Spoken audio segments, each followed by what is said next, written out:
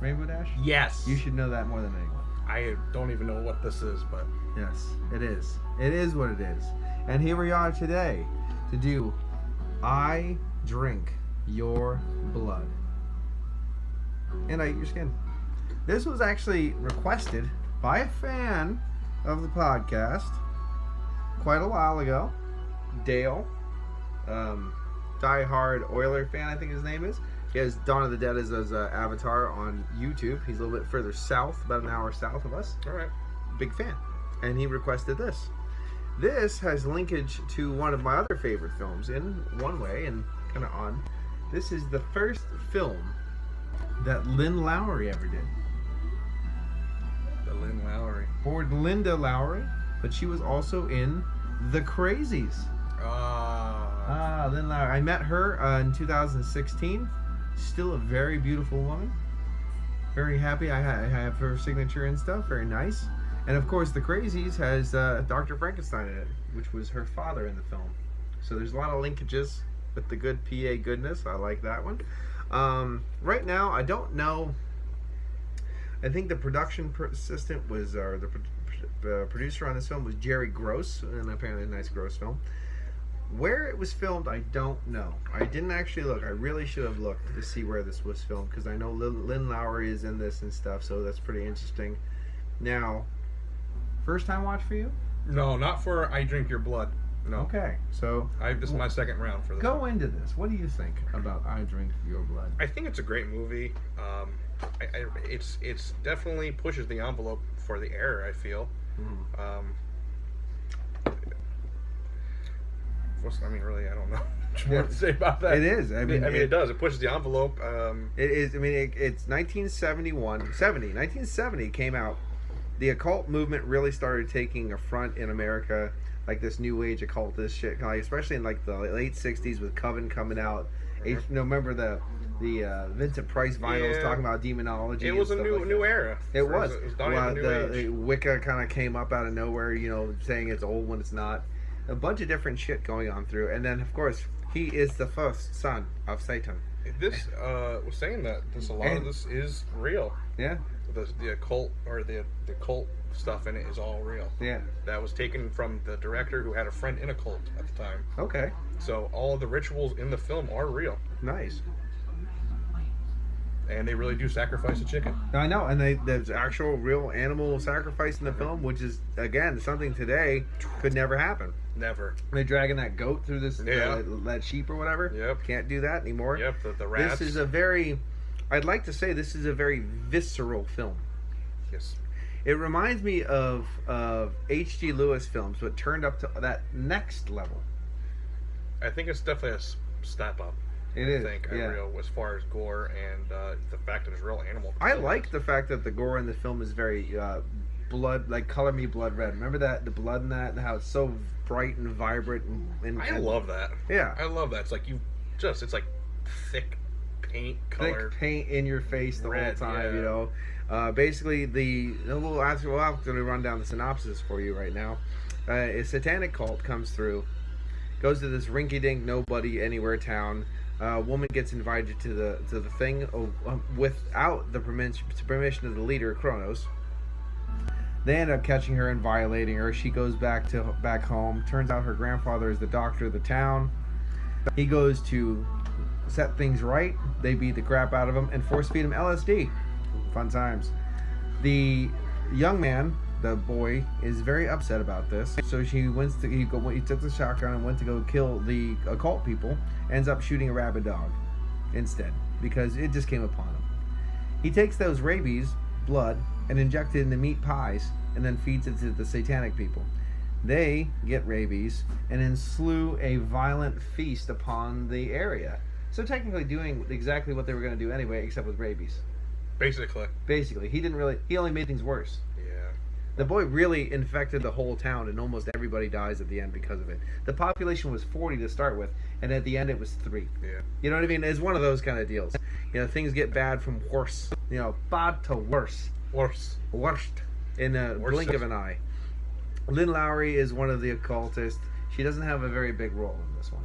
No. I think actually the dopey pregnant girl actually had a bigger role in this one than I thought. She was so fucking annoying. Yeah, and then she stabbed herself, deal. And the really weird thing is, and this is one of those things I pointed out, the Asian woman, Soon Lee, I think her name was, in it, she does the self-inflame, and she basically lights herself on fire. There's a term for that, and it just escapes me at the moment. But it's kind of funny because she purposely sets herself on fire because she knows she's fucked up and needs to kill herself or something like that. But Lynn Lowry 3 years later did The Crazies, where the priest runs out of the building and does that kind of same kind of like. Remember the Chinese monk that did the same thing against violence, and so he set himself on fire, which did nothing because we still have violence. So way to sacrifice nothing, you dumb fucking idiot. But I can't wait for the Area 51 people. Yeah, well, they're gonna sacrifice lots of things. There's like 50-some thousand people. If you ever wanted to get laid, go there now because they're gonna have gun holes in them. Like they can't fight back. You can just hold them down in Plowtown. There you go. So that's good, right? I mean, they're dying anyway. Might as well go out with a bang. What's the matter? Might as well do it. Do it. The government's gonna hush everything up anyway, so your rapes will just get right under the fucking table. That's pretty good. But so Lynn Lowry was in 2 films within 3 years where someone purposely sets themselves on fire. I just think that's a weird coincidence. Little quinky dinky. They probably feed off that not each other, but one off the other. Yeah. Oh, that's cool.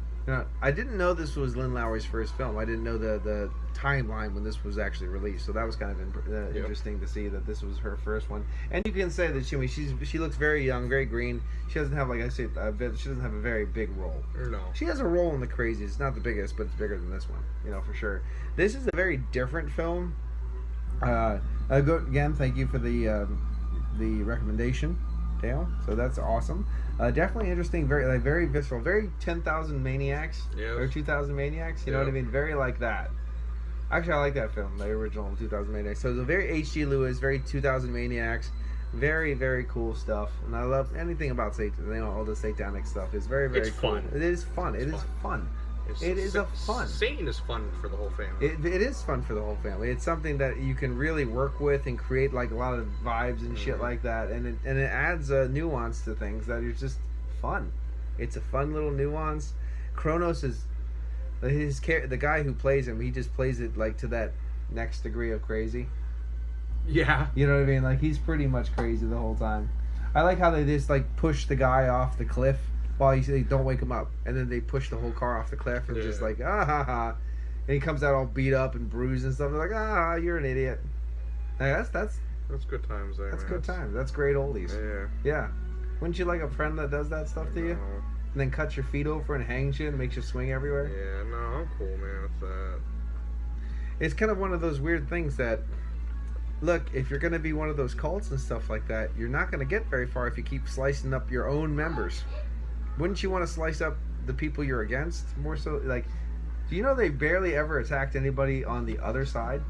They attacked themselves more so than anybody. Yeah, I was just really going to say that. Yeah, it's kind of funny. It's a weird thing. I don't really think, like, I know it's played out as cults of that era, but I don't really feel like that's accurate. Of course Who would attack their own people? It's not. That's the whole point of being in a group of people is to not attack each other. You know, to help to be together. Like it's all these people in this league rider clubs. You know, the same thing. It's to gang up on other people, not to have internal struggles.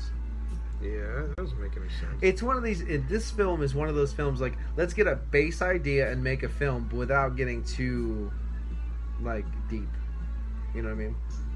Like, let the shock and let the visuals kind of fill the rest of it in, you know what I mean? Because they're not going to wonder why they're doing this and why they're doing this because some chicken got his neck sliced or this guy's foaming at the mouth and stabbing people. So they're not going to ask questions. They're just going to be entertained by the disgustingness. And this is like one of those things. This is back in the day when a film was better because you went to a theater and you had to sit through this shit. And you're like, what in the fuck am I watching?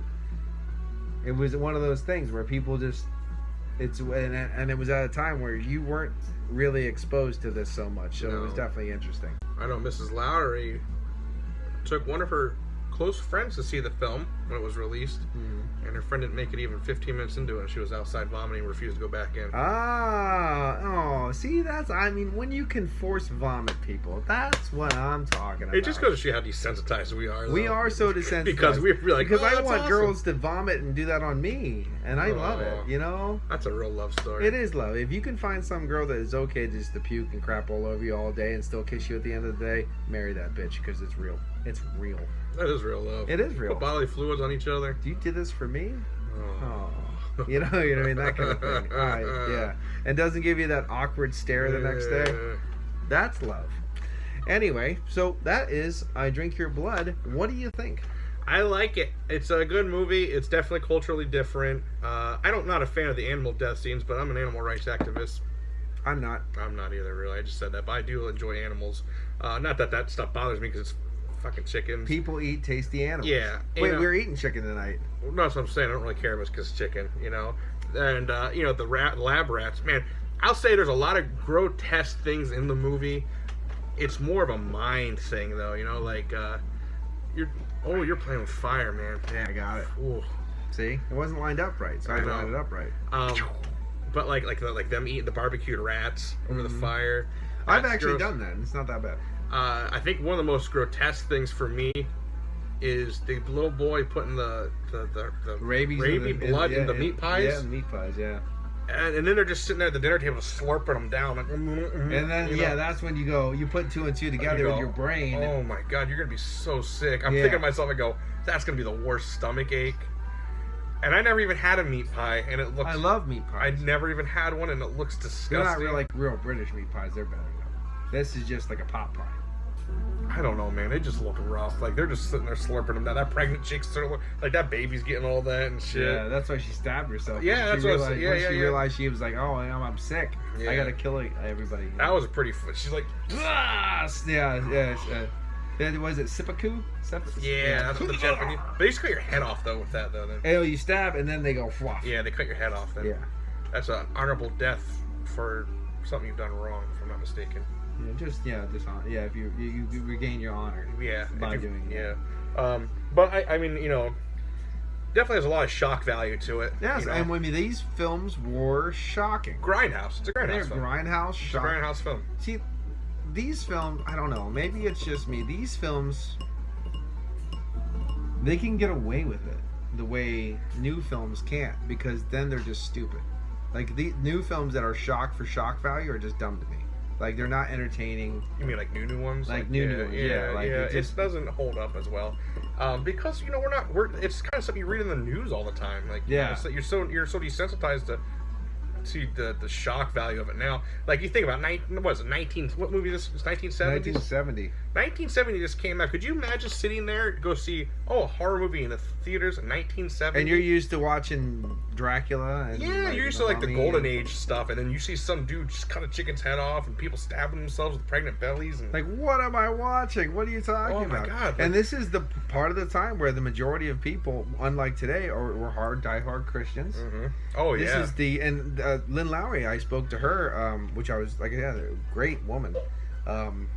I spoke to her about the prevalence of the crazies, being like, this is a time people did trust the government. Like, most people literally actually did trust the government. So telling, like, having a film that says basically you're being lied to and they're going to use you and kill you. That was such a taboo thing. That was the big fucking deal. And they had a lot of shit over that, because you're actually making poignant references in a time where they need to be said. Yep, absolutely. Now you're just repeating yourself and sounding like an inane fool. I think that's the thing, is when the people are trying to do this now. But remember Alien vs Predator? Even that woman said that line. What do you mean you can't trust the government? And the guys are like, really? Yeah. You know what I mean? Like, yeah, it's only if you say stuff like that or this and that, now you just sound like a fool. You know what I mean? So anyway, let's get into. Oh no, you need to rate this as a scale. I'll rate this as a. I want two ratings. I want an everyday, like normal, the everyday people rating, and then the diehard horror fan collector rating. A diehard collector fan, I say it would be a 6. Yes. Okay. I rate that. It had a good score. The special effects are very appropriate and what do you call that? For the era, they're very well done, actually.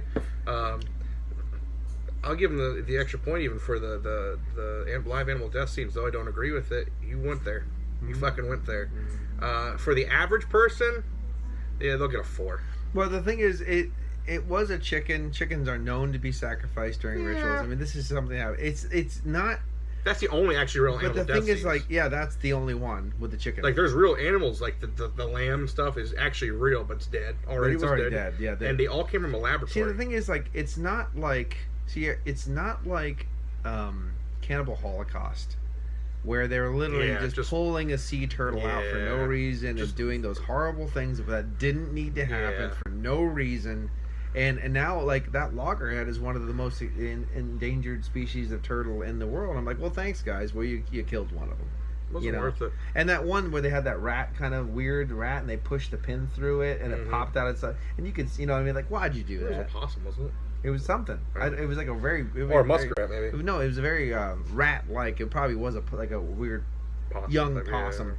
I haven't watched that film in so long to really get a detail. All I know is it was distasteful. It was really, like I said, I think the chicken scene fits perfect in the movie. No, this. Yeah. Now, we were talking about Cannibal Holocaust. This, everything works well. Everything has a purpose. Cannibal Holocaust, no purpose. You know what I mean? It was shock for shock value. And those don't really do it for me. When you have a point behind what you're doing, that makes sense. When you're doing it just to say, look at me, that's a retard. So a retard. So you would give it a 6 for your horror movie value. Yep. How about for the mainstreamers? I get a 4. A 4. Yeah. So below passing. Yeah, I just because it takes a special crowd to enjoy this. It does. And Florida. that's why I like it. Yeah. Because it does take that special niche people, the H.G. Lewis people and stuff like that, to really get into this. As a diehard horror fan, you need this in your collection. So I'm going to give it an 8 because it needs to be there. Okay. But I'll mirror you. It's going to be polarizing whether you're either going to love it or hate it. So I'm going to give it a 5 out of 10. Okay. Because it's going to be polarizing. Okay. You get 10 people, 5 might like it, 5 might hate it. True. So I'm going to give it an 8 as a needed part in your discography for horror. But for an average moviegoer, I'm going to give it a 5 because people are going to hate it or people are going to love it. And I don't know which side you're going to fall. So there we go. That was I Drink Your Blood from 1970 with the great Lynn Lowry. Now we're going to move on to, which I don't have right here because, you know what, fuck it. 1964, because he was supposed to bring box set. I was a box set. I can't find my box set. I don't fucking know. What? I looked. It's okay. They can look on. Listen, they can look on the Instagram page if they want to see the movie poster. I looked. I really did look. I have it somewhere and I can't find it. It's probably in my parents' fucking basement with the other bags of fucking movies. You have a lot of them. I have a lot of movies. But I Eat Your Skin from 1964, filmed in the Biscayne Key area of Florida. Back when apparently it was more jungle-esque. And I guess a lot of the crew people got really sick filming this film because of malaria and stuff like different like diseases in the jungle diseases. So it's kind of crazy. And actually, the one scene when they were down there and she was being rescued in the bay by the guy. Apparently, people saw 4 of the largest sharks they've ever seen in that bay at that time. Wow. So I mean, they were putting their life on the line making these films. That is something that definitely has to be said. And definitely doesn't happen anymore in these films. In the new film, no woman would do anything. Like for instance, even newer films like Evil Dead, Texas Chainsaw. No one would put themselves through what they needed to do to make those films. That's why films suck today. True. What are your thoughts on I Eat Your Skin? It was a movie that started strong for me because I like the era. I like the 1960s, the 50s horror stuff. It has that Haitian vibe. It does. It really does. And I knew going into it, after doing a little research before I watched the film, we were going to get into the voodoo vibe of, like Revolt of the Zombie or White Zombie. You know, I knew we were going down that road. It was more of a, not so much a George Romero style zombie. No, the original Haitian. Haitian zombie. So I was going into that aspect. I knew that. And it just the movie for me just was a drag out. took forever. It was a slow burn. The guy, the main antagonist character, he's kind of just an arrogant, steal your lady, asshole. Yeah. And I hate how he survives everything. Well, that's the problem. Is that they were trying to feed that kind of mentality back. He's like a James Bond. Yeah, the James Bond, like I'll fuck you and your mom, and you'll actually pay me for it. Yeah, that kind of asshole vibe. Totally. And the special effects overall, I mean, I guess were appropriate for the era. The zombies look. The zombies, I'll give them credit, look creepy. They did really look creepy. And actually, even though they're the Haitian-style zombie kind of in that kind of island jungle, it actually had a very kind of weird, modern-day, creepy zombie vibe. It really did. Kind of thing. So, I mean, that was a cool aspect. Were the eyes, how did they do the eyes in that? Did you ever find... It's all bugged out. Yeah, they're, like, really big, but they look like they're painted on. They are, they're all, like basically form cast on top. They must have been, because they were, I'm trying to, like, that was weird, because when they're looking through the bush, you're like, oh, I could see that being a little weird and creepy. But. Well, and the thing is, basically what happens in the film is a cancer researcher goes to an island, which is a word you didn't really hear back then. I don't think. Cancer. No, cancer research. Research. But they go to an island to try to do test patients and stuff and do their research. They find out that if they put this certain snake venom in the people, they turn into zombies. Well, that's very interesting. Turns out that's the whole point of this guy that owns the island and owns everything, is they're trying to make a master race of some kind of super soldier to take over the world. And then they find that out, and then things, what's going on, and they have to fight back. It seems like a very long, weird setup, because it's just, when you go to cancer research and then zombies taking over the world, I find that to be a long stretch to fill in the blanks. Yeah. You know what I mean? Yeah. Especially when the doctor does the first inoculation and it becomes a zombie, you think, well, I'm a doctor, I'm not doing that again. No, let's keep doing it. See? And then even brings his daughter in the one time and watches what I do when I do this. It becomes it's weird. Like, and he's just doing this to random people, like going, "What are you doing, Doc? Just shut up." And it's just weird. Like, look it. Like he's like, look what I can do. Look what I can do. He's like dumbfounded. Like, it's kind of weird. Yeah. And then he tries to sacrifice himself at the end. Like, get her out of here. Like, the big strong man, get her out of here. I'll blow up the thing by myself. But then he ends up fucking saying, "Fuck this. I'm gonna try to save myself too." He ends up getting killed, I think. But he takes a knife in the back. Yeah, knife in the back. But at the same time, heroic and shit like that. It has its little moments, but it is a very long, drawn-out film for sure. I'd like to see. I like the fact that it was borderline Haitian New Age, and this is pre Living Dead. So it was nice to see that, like, maybe we have a new idea, but not quite. You know what I mean? And then Night of the Living Dead will kick that fucking door open with a new idea, and then it spawned what we have today. But it was still a very interesting film. I think this is one of those films that, now correct me if I'm wrong, I feel this film has a nostalgic nuance to it that overshoots the film because people simply haven't seen it. They go, oh, I drink your blood and I eat your skin. Oh yeah, it's a fucking gross this and this and this. Have you seen it? No, I haven't, but it's gonna be sick. I'm like, no, it's not really that sick. I think that's the thing. People give it more credit because they simply just haven't done it, because I drink your blood and I eat your skin, because it's always mixed together, and it's gonna be some crazy slaughter fest. Because then, and people find the trailer for I Drink Your Blood and then think I Eat Your Skin's gonna be just as bad. And then no one goes and watches it, so they have this kind of weird, it kind of raises it higher than the expectation level, you know what I mean?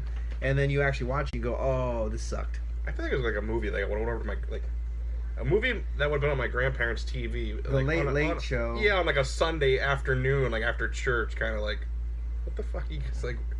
Like, it was a good, like, sci-fi film. Like you'd watch, like, when they were just playing crap on sci-fi, they would be like, oh, I eat your blood. It's something I would, like, nap to, like, on a rainy day. Like, you'd wake up and, like, oh, okay. What are we watching now? Well, I don't know. Chiller Theater has a, it's like one of the Chiller Theater has a 50-60 marathon going on. And between the Tact of the Octoman and Crater Lake Monster, they had I Eat Your Skin on there, too. I want to know the original name of the movie because I know it wasn't I Eat Your Skin. It has nothing to do. It definitely got changed. Oh, absolutely. You know, and the same thing with I Drink Your Blood wasn't the original title. It was like rabies or something. Yeah, and then that got changed too. So, I don't know, just a whole different thing that kind of spawned over time. What would you give the film overall and your 2 grades? I think for a horror fan, because you gotta watch it, it's a horror movie, I give it a 3. Yeah. Yeah. On a scale for the average horror movie it's gonna go on a 2, man. It's gonna even go lower. Yeah, because they're not. It's once again it's one of those things where they're gonna turn it on, like I don't get it. Yeah, like I don't understand why are these zombies not eating people. Like you're saying, like you probably get like maybe 3/4 through the film and be like, I'm just done. Yeah, I'm just done. Yeah, I mean, like we understand it because we know about the Haitian zombie culture. We are into zombie movies before Night of the Living Dead. We respect it. It's fun. Today's viewer, the Walking Dead crowd. The Walking Dead crowd. This ain't zombies. These aren't zombies. Like the Walking Dead crowd actually pisses me off because nobody gave a fuck about any of this shit growing up, and all of a sudden now it's a big like, oh, I love zombies. Zombies are so cool. Let me get my zombie fucking family stickers for the back of my SUV because I'm a fucking lesbian, but I ended up having kids anyway because I'm trying to hide it from my parents. It's like that kind of shit. I literally wore like Dawn of the Dead shirts and shit to school. And no one gave a fuck. And nobody gave a fuck. My favorite was, to get off topic a little bit, is my sister. I let her borrow Evil Dead 1 and 2. And they're both like, these movies are fucking garbage. How can you watch them? But fast forward 2019, guess who's gathered around the TV watching Ash vs. Evil Dead? And they're all of a sudden Evil Dead fans. Oh, no. It is so sad. That's why I kind of feel that this movie, today's generation, I don't. If you're not a real horror fan, you'd be like, this isn't zombies. Where's the blood? Where's the gore? You know what I would like? This is one of those films. Now, correct me if I'm wrong. I think you would get the same vibe I would. Drive-ins nights. Yes. Classic, crazy horror film drive-in nights. Go to a drive-in and one of the films is playing is like The Thing from Another World and I Eat Your Skin. That would be a fantastic drive-in night. You bring someone, you slip into a nice warm car with a nice hot woman, you finger up the Dove Pond, and you watch some crazy horror films while you eat popcorn in a drive-in. That's what this is, because I could see this paired with a lot of good films from the 50s and 60s that would be so cool in the drive-in. Plus, you trick out, you steal your dad's fucking 1968 Bel Air or whatever, you know what I mean? Like, and then you drive up in that and watch with your fucking girl all decked up in fucking shit, and like it's one of those things that's nostalgic. If you put yourself in the time, you will get much more out of it than if you try to watch it in the 2000s. Yeah, you know what I mean? Like absolutely. If this movie was released in the drive-through, because they try to release it as a double feature everywhere. They don't release films in drive-throughs. Not drive-throughs, drive-ins. Yeah. I eat your skin in a double whopper, please. I wish that was that easy. Yeah, that'd be cool. But I mean, like, really, because realistically, this would be a perfect double feature for the fact that you go to the drive-in, the first movie would play, which is I Drink Your Blood. You get your popcorn and your food, and you get to enjoy the film. By the time the second movie comes and you've got used to your girl, that you're kind of more focused on kissing and then fondling. Now and again, when someone goes, you look up, like, okay. And then you go back to it. Yeah, and that's what I'm saying. Like, because by the second film, it's like you're not really missing much. Yeah, kind of into this, but it's still entertaining enough for you to be like, oh, okay. Or if your girl falls asleep on you, you just hold her and you watch the film. You know what I mean? You got to stay up. You're driving. You know what I mean? Put yourself in the era. If you really immerse yourself into that you have to immerse yourself into anything you watch, and you'll enjoy it more. You really will. That's true, man. Like if you listen to music or anything, if you think about back then, this is what you were doing. This is very hard. And you start enjoying it more, and that's what you need to do with these films, especially. You have to learn to appreciate what it is for the time it was made. Absolutely. And that's why I try to explain to these people who don't like older movies, respect the art form, man. Back when they had to sit there for 5 hours putting makeup on for you to film a 5-second scene and then take it all off, man, you got to respect that as an art form. Was real film that needed it cut and spliced. And you get back after shooting 2 weeks of fucking dailies and realize they were all overexposed. You have to do them all over again. It's not the first time, not the last time, man. It's something that lacks, man. People don't respect movies like they used to. No, they don't. You know what I found out the other day too? Not to get off topic again, but they are casting people based off your Twitter feed. Huh? Yeah. If you have a high Twitter feed, you're going to more likely get the role than someone who doesn't have a high Twitter feed. Because of exposure. That's why we're casting terrible people for roles that shouldn't be in there. Because they pay for Why Twitter do you think followers. Ariel's going to be black? Why? Okay, let's talk about this real quick. Why? Here's the thing is, one reason why Ariel can't be black, because she actually knew her father. Ah, that's a joke. Okay, here's the thing Shots is, fired. Ariel is the daughter of Triton, which is the son of Poseidon, which is a Greek god. Why is she black? You know? Right? Am I wrong? It's fact, man. Yeah. And if you had to cast someone because of race, because you feel that you need to pander to the lowest common denominator just to make people happy, because you have to have some color person in there, because a person of color is better than a person that should be. I don't understand. I don't get it. Why not Polynesian? It makes sense. They're on the islands. They live half their fucking life in the fucking water, fishing and swimming. Why not that? Well, I think the odd thing is they're trying to. Okay. So they're gonna cast probably a black gentleman to play the prince. That's gonna swoon her. But the problem with that is, if you're going by code and era, the black people then were slaves on the ships. Yeah. So that's not gonna make any sense then. And if it was a black man with money, he's just gonna pimp her out anyway. And do you really want to live that life? Really? Yeah. So what do you rate the ice cream in your Why blood? do black people don't go on cruises? Because they always fall for that trick once. You want to throw a couple Ford jokes in there while we're at it? Oh, fix or repair daily? Yeah. Yeah. What's the difference between a golf ball and a Ford? What? A golf ball can actually be driven 300 yards. Oh. That's good. I like that one. Yeah. What do you call a Ford on top of a hill? I don't know. A miracle. Oh. What do you call two Fords on top of a hill? What? A giant mirror. Oh my god. Oh, fuck this. Oh god, did you get it out of your system? I'm good. All right, man. I'm good. All right. Why don't you rate the? I gave my rating. Give your rating now, and I want to know your favorite scene. Okay. Okay.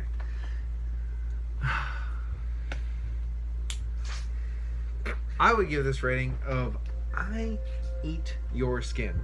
I would probably give this a 4, probably a 4 or 5.